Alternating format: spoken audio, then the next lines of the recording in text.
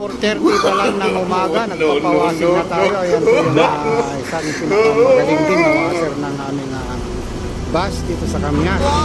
Babasahin niya muna. Tapos, malagyan niya ng sabon. At papahiran ng sudsod na may foam. Ayan na siya, nagwawasing na. Ganyan lang guys ang technique sa pagwasing.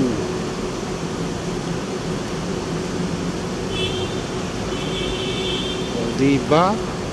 Ang bilis-bilis, mano-mano. Nice! Mas mabilis kaysa yung hindi mano-mano. Wow!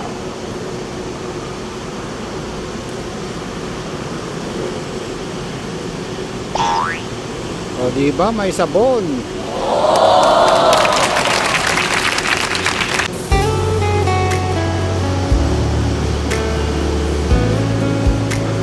Pati side mirror kailangan din na linisin. Yung mga nakadikit na paru-paro sa side mirror sa likod niya, tinatanggal din para malinis.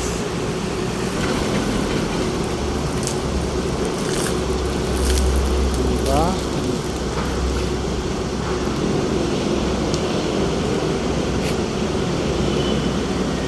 So, ayan guys, so kitang-kita yung mga sabon niya. O diba?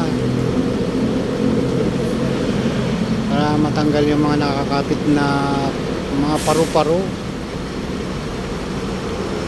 saka mga lamok.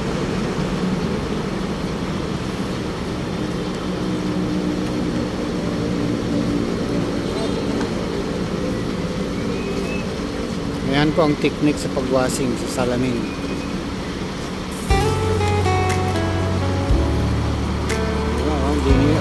Talagang sabon na sabon, oh. Diba? Wow! Taas yan.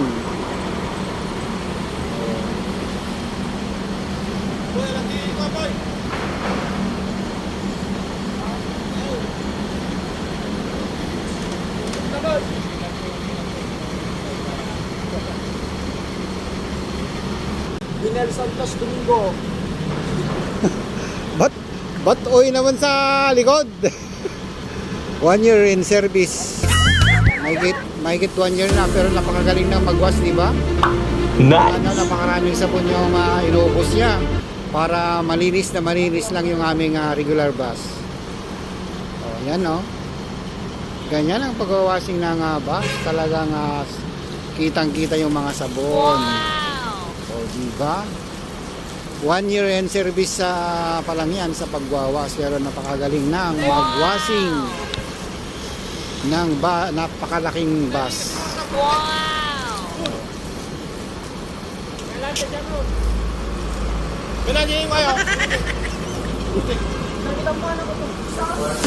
Thanks for watching.